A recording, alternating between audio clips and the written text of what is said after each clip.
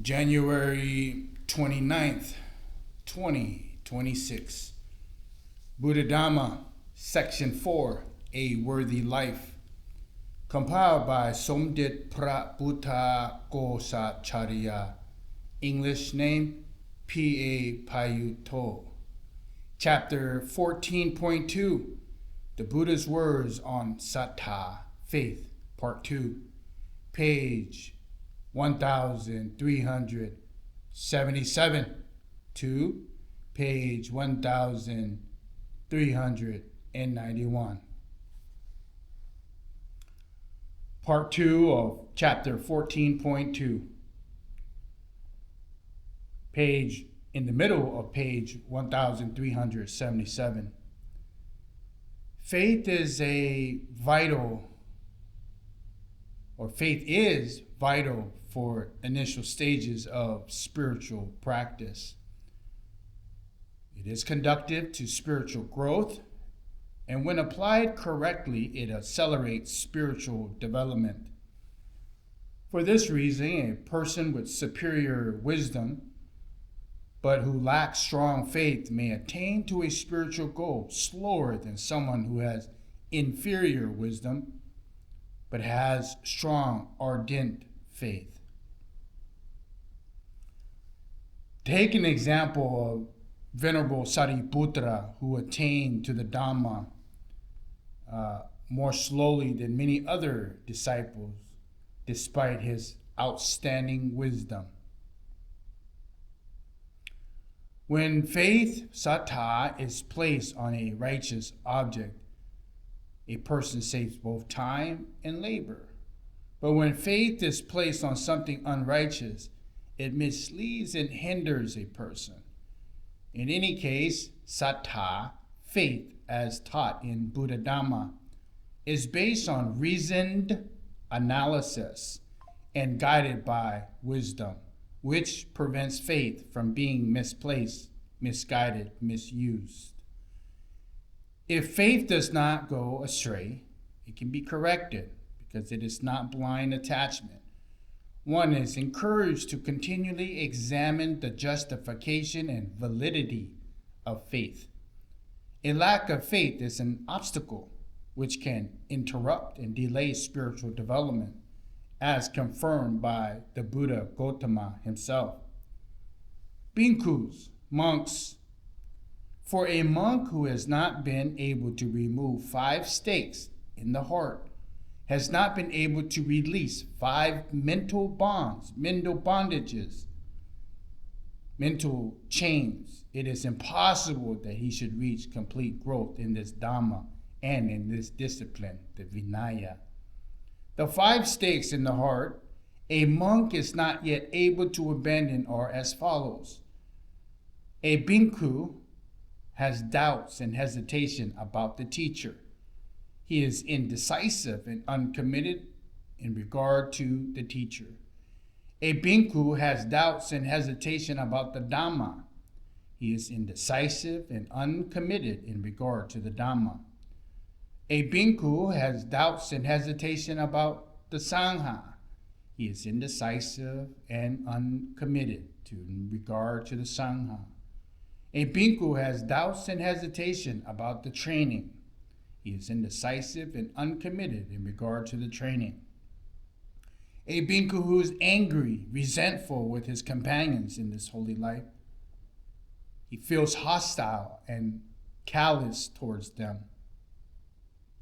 The mind of a bhikkhu who is doubtful, hesitant, indecisive, and uncommitted in regard to the teacher, the Buddha, the discipline, the law, the Dhamma, and the Sangha, the community, the training, the Sikha, who is angry and with his companions in this holy life, is not inclined towards effort, diligent practice, persistent and endeavored. A bhikkhu who is not inclined towards effort is one who has not yet removed the stakes in the heart. A lack of faith and confidence, doubt and hesitation are major obstacles for the development of wisdom and spiritual progress. In this case, the required task is to dispel doubts and to establish faith. The establishment of faith here, however, is not an acceptance of something or someone, or an entrusting oneself to something or someone without honoring one's own wisdom. Rather, a person should examine the situation with wisdom in order to clearly see the causal relationships, the causes and effect between things. This will lead to confidence and the end of doubt. In the following sutra, the Buddha Gautama describes this wise inquiry. And in this teaching, the Buddha Gautama encourages people to investigate the validity of the Buddha Gautama himself. Bhikkhus, a monk who is an inquirer, not knowing how to read another's mind, should make an investigation of the Tathagata in order to find out whether or not he is fully enlightened. A bhikkhu, a monk who is an inquirer, not knowing how to read another's mind, should investigate the Tathagata with respect to the two kinds of states: the states cognizable through the eye and through the ear. Thus, are there found in the Tathagata any defiled states cognizable through the eye or through the ear? When he investigates him, he knows no defiled states cognized through the eye or through the ear are found in the Tathagata. He comes to know that this, he investigates him further. Are there found in the Tathagata any mixed states, sometimes pure, sometimes impure, cognizable through the eye or through the ear? When he investigates him, he comes to know no mixed states cognizable through the eye or through the ear are found in the Tathagata. When he comes to know this, he investigates him further. Are there found in the Tathagata cleansed state cognized through the eye or through the ear? When he investigates him, he comes to know cleansed states cognizable through the eye and through the ear are found in the Tathagata. When he comes to know this, he investigates him further. Has this venerable one attained the wholesome states over a long time, or did he attain it recently? When he investigates him, he comes to know this venerable one has attained this wholesome states over a long time. He did not attain it only recently. When he comes to know this, he investigates him further. There are found in this venerable one who has acquired renown and attained fame, dangers connected with the renown and the fame. Because for some bhikkhus, some monks, the dangers connected with renown, to be renowned, and to fame are not found in them as long as they have not acquired or attained fame. But when they have acquired and attained fame, those dangers are found in them. When he investigates him, he comes to know this venerable one has acquired renowned and attained fame, but the dangers connected with the renown and the fame are not found in him. When he comes to know this, he investigates him further. Does this venerable refrain from evil without fear, without refraining from evil by fear? Does he avoid indulging in sensual pleasures because he is without lust through the destruction of lust? When he investigates him, he comes to know this venerable refrains from evil without fear, not refraining from evil by fear, and he avoids indulging in sense pleasures because he is without lust through the destruction of lust. Now, if others should ask that amongst us, what are the reasons, akara, and what is the evidence, annavaya, whereby you say this venerable refrains from evil without fear, not refraining from evil by fear, and he avoids indulging in sensual pleasures because he is without lust through the destruction of lust? Answering rightly, that bhikkhu monk would answer thus: whether that venerable one dwells in a group of people or alone, while some there are well behaved and are still ill behaved, some there leading a community, while some there are worried about material things, some are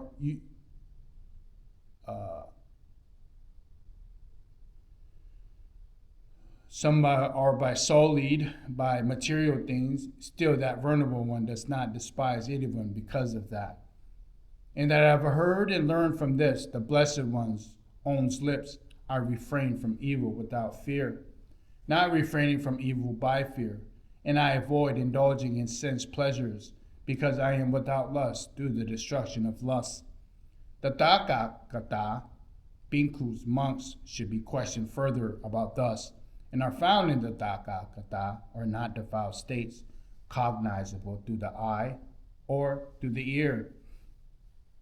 The Tathagata would answer, no defiled states cognized through the eye or through the ear are found in the Tathagata.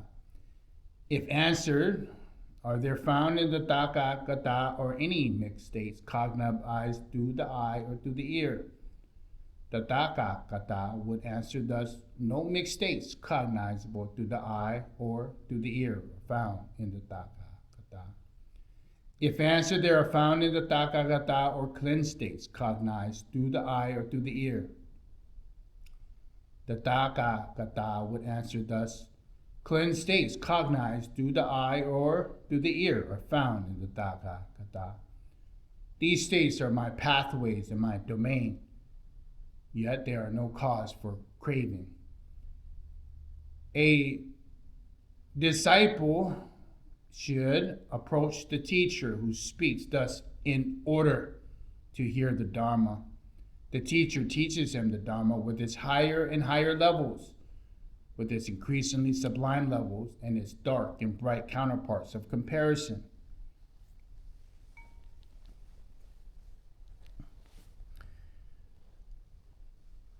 As the teacher teaches the Dharma to a monk in this way, through direct knowledge of certain teaching here in that Dharma, the monk comes to the conclusion about the teacher.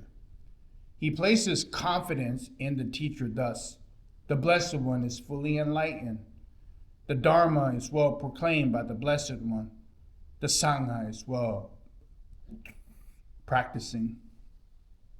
Now, if others should ask the monk, and thus, what are your reasons and what are your evidence whereby you say the Blessed One is fully enlightened?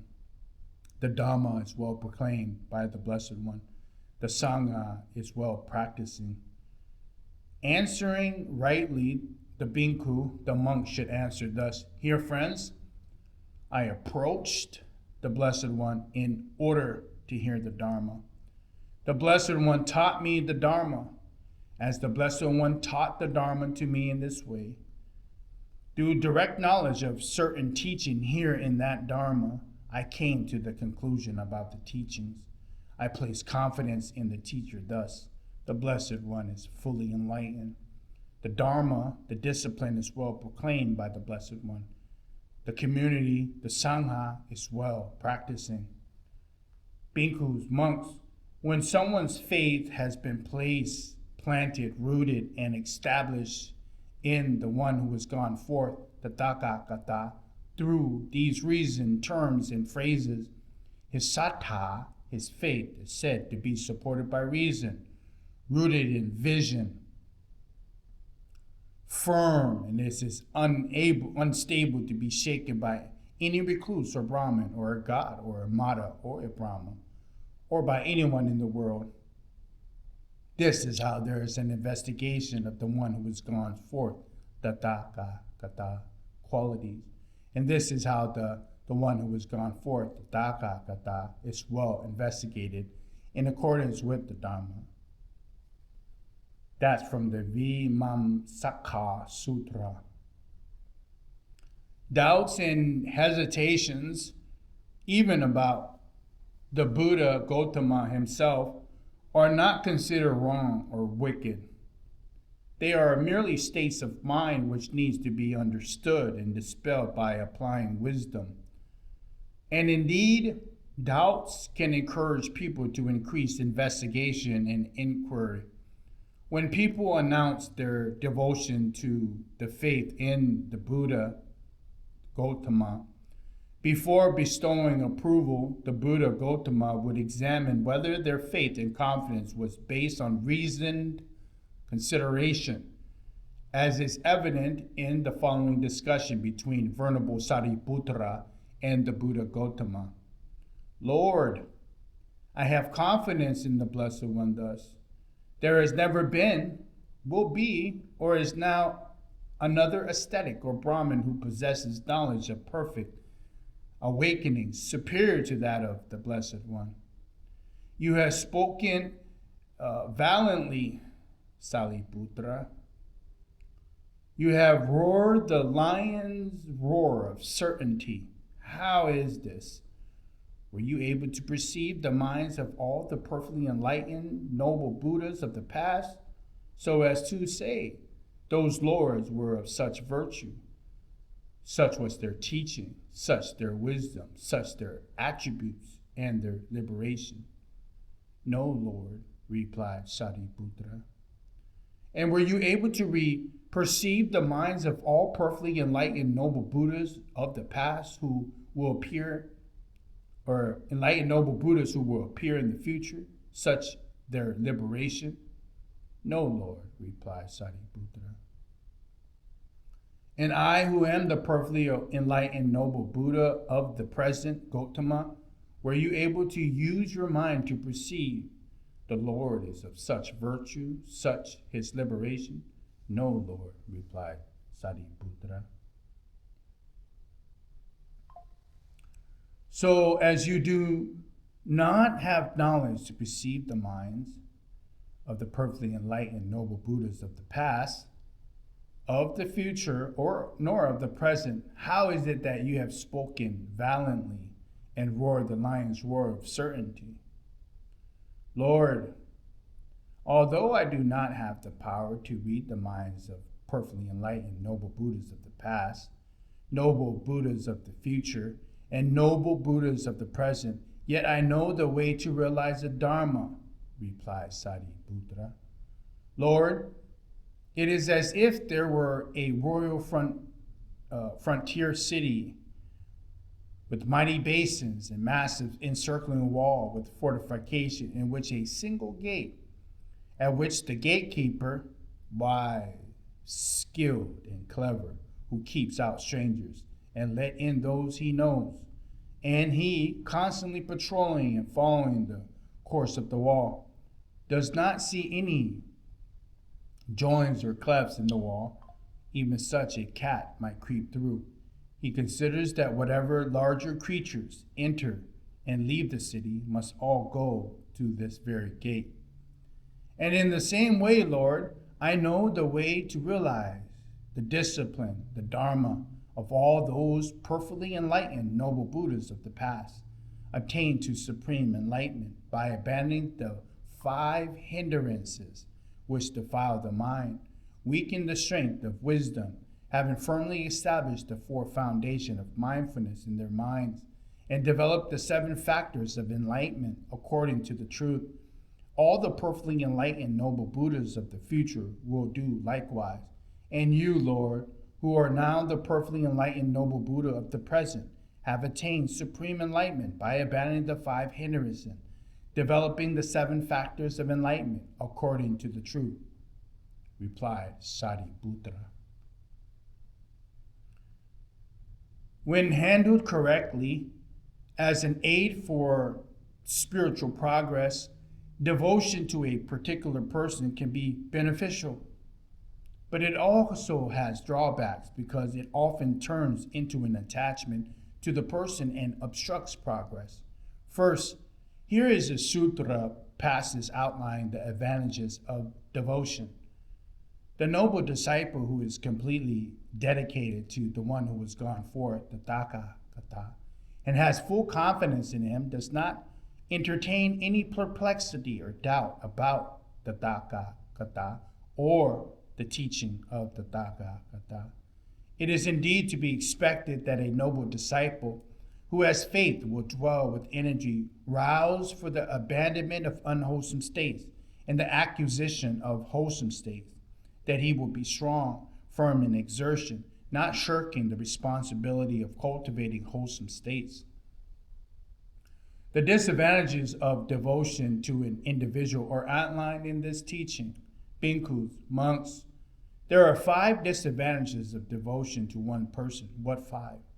When a person becomes very devoted to a person, that the person commits an offense such that the order suspends him, then he will think, the order has suspended him who is dear and lovely to me.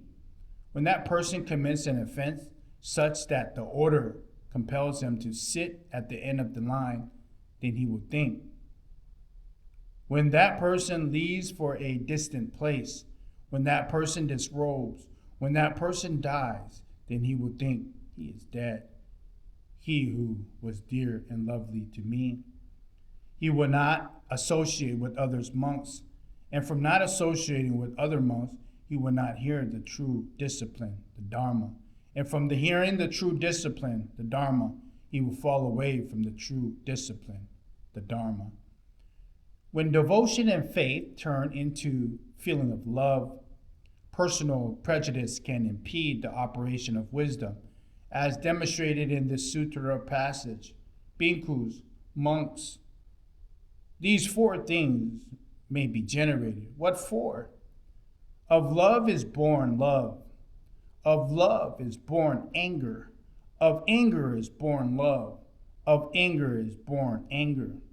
How is anger born of love? A person who finds dear, feels affection for, approves of, is treated by other people in a way that is disagreeable, that is offensive, that is unpleasant. So he conceives ill will towards those people. Even devotion to the Buddha Gautama can be an obstacle for the highest liberation when this devotion becomes personal. The Buddha Gautama encouraged the disciples to abandon such love. At times he used rather extreme measures while teaching his disciples. And in the case of Venerable Vakali, who was ardently devoted to the Buddha Gautama and wished to keep close to him at all times. Towards the end of the life, Venerable Vakali was seriously ill and sent a message to the Buddha Gautama requesting to see him. The Buddha Gautama visited him and offered the following teaching. Vakali says, "For a long time, Venerable Sir, I have wanted to come and see the Blessed One, but my body has not been strong enough to do so." Gautama Buddha replies, "Enough, Vakali. Why do you want to see this foul body? One who sees the discipline, the Dharma, sees me. One who sees me sees the discipline, the Dharma. For in seeing the discipline, the Dharma, Vakali, one sees me. And in seeing me, one sees the discipline, the Dharma." Spiritual progress restricted to the level of faith is not stable or secure, because faith depends on external conditions and may weaken, as confirmed by the teaching of Gautama Buddha. Here, Bhattali, suppose a man has only one eye, then his friends and his companion, his kinsmen, his relatives would help to guard his eye, thinking, let him lose his one eye. So too, some monk in this Dharma, this discipline, practiced by measure of faith and love. In this case, other monks consider thus. This monk practices by measure of faith and love. We should help by repeatedly urging him to act so that he may not lose the measure of faith and love. This is the cause. This is the reason why one must repeatedly urge some monks in this dispensation to attend in their obligations.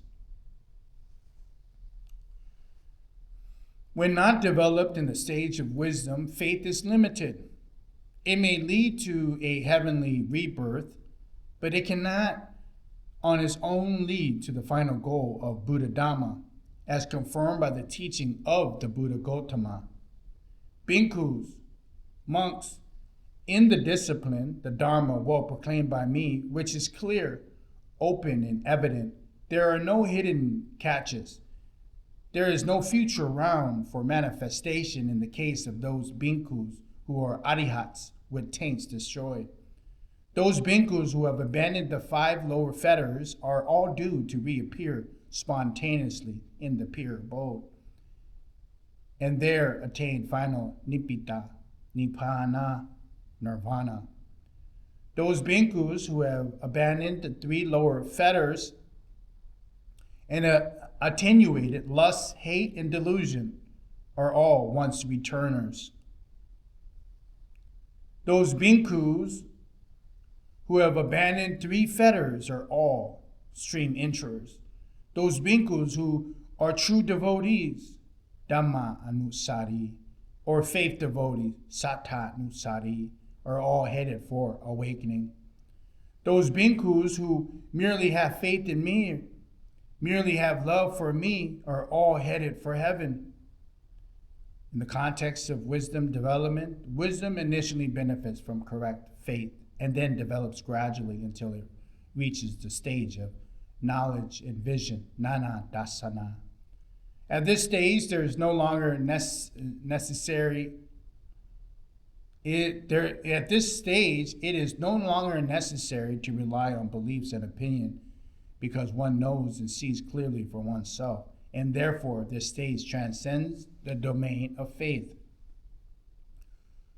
Venerable Savita, friend Musila, apart from faith, apart from personal preference, apart from oral tradition, apart from reasoned reflection, apart from conformity and doctrinal analysis, does the Venerable Musika have personal knowledge thus? With birth and condition, aging and death comes to be? Venerable Musika replies, friend Savita, apart from faith, apart from personal preference, apart from oral tradition, apart from reasoned reflection, apart from conformity and doctrinal analysis, I know this, I see this, with birth as condition, aging and death comes to be. The Sutra passages continues. Monks, bhikkhus, there is a method for exposition by means of which a monk, apart from the faith, apart from personal preference, apart from oral tradition, and apart from reasoned reflection, apart from conformity with doctrinal analysis, can declare final knowledge thus: destroyed is birth, the holy life has been lived. What had to be done has been done. There is nothing more to be done to reach this state. There is a method of exposition. Here, having seen a form with the eye, if there is lust, hatred, or delusion internally, a bhikkhu, a monk, understands there is lust, there is hatred, there is delusion internally. Or if there is no lust, hatred, or delusion internally, he understands there is no lust, there's no hate, there's no delusion internally. Since it is so, are these things to be understood by faith, or by personal preference, or by oral tradition, or by reasoned reflection, or by conformity with doctrinal analysis? No, Venerable Sir. Aren't these things to be understood by seeing them with wisdom? Yes, Venerable Sir. This, monks, is one method of exposition by means of which a monk, apart from faith, apart from conformity with doctrinal analysis, can declare final knowledge. When a person has clear knowledge and vision, faith is no longer required. The person does not need to believe someone else.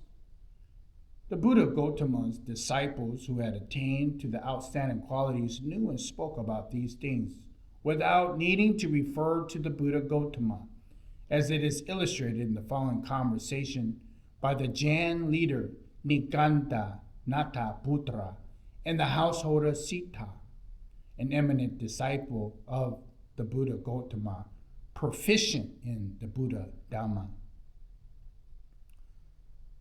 The Jain leader Nikanta says, householder, do you have faith in the ascetic Gautama when he says, There is a concentration without applied thought and sustained thought. There is cessation of applied thought and sustained thought.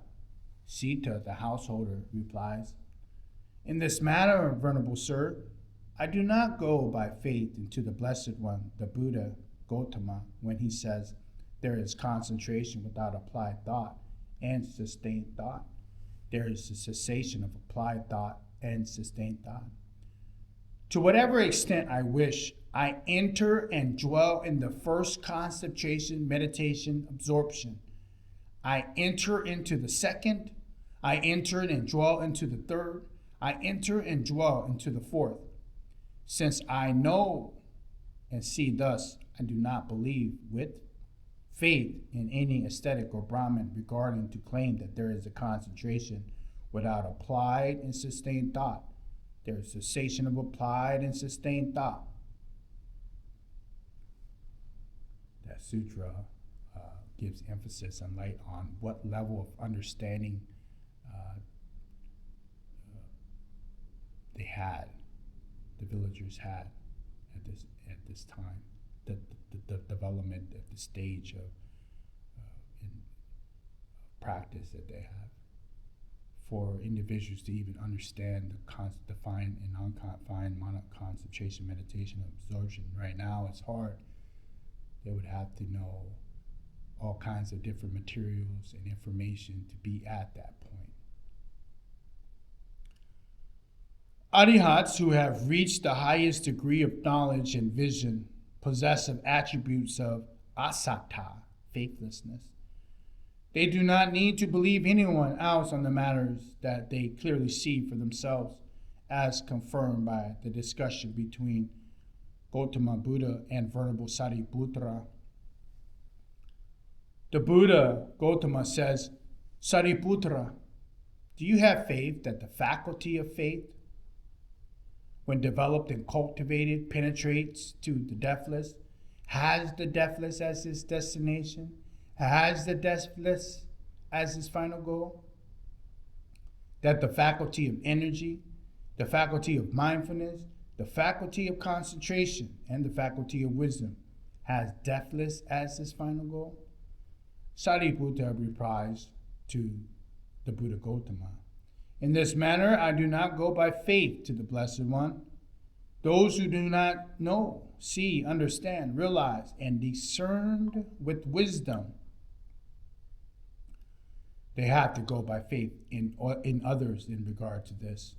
But those who know, those who see, those who understand, those who realize and discern these things with wisdom, they would be without perplexity or doubt about this matter.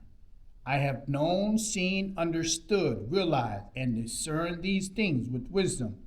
Therefore, I have no doubts or uncertainties about this matter.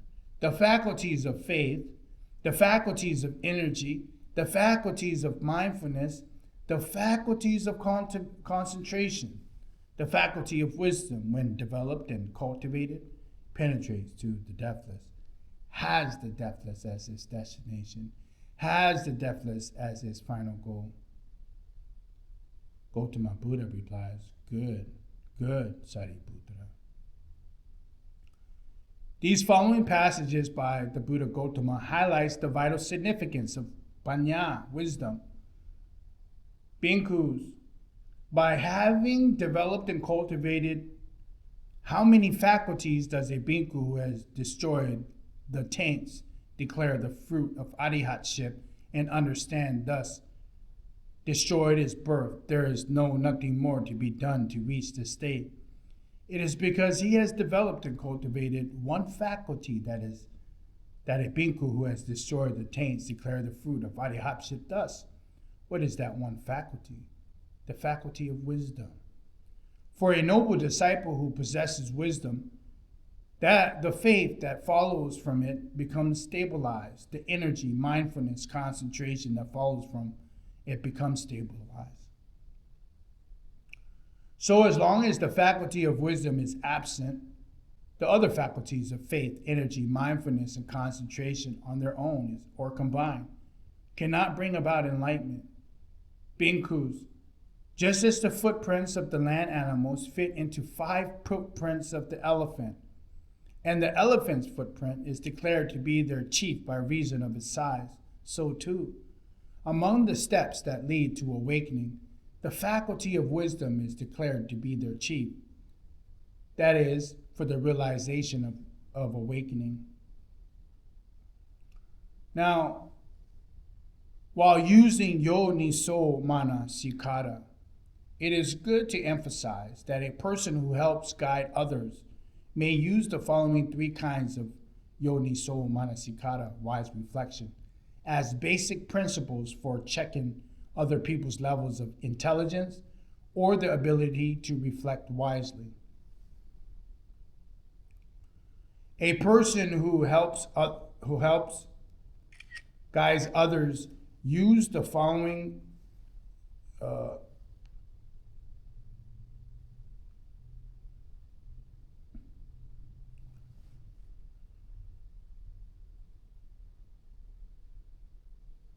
use the following 3 principles wisely to see other people's levels of intelligence. First, thinking corresponding with continuality to see whether the other person thinks reasonably and systematically and is able to investigate causes and conditions. Second, analytical reflection to see whether the other person is able to look at things from different perspectives, is able to distinguish various potentialities, and does not look at things in a vague or one-dimensional way. And third, reflection on the relationship between the principle Dhamma and the objectives of things, to see whether the person, after hearing or reading something, is able to grasp both its principles, critical points, or the gist of the information, and its meanings, its objectives, its value, its benefits, and the way of elaborating on its main points. So those are 3 kinds of points by using Yo-Niso Manasikara to double check. This is the end of chapter 14.2, and it leaves off at the middle of page 1391.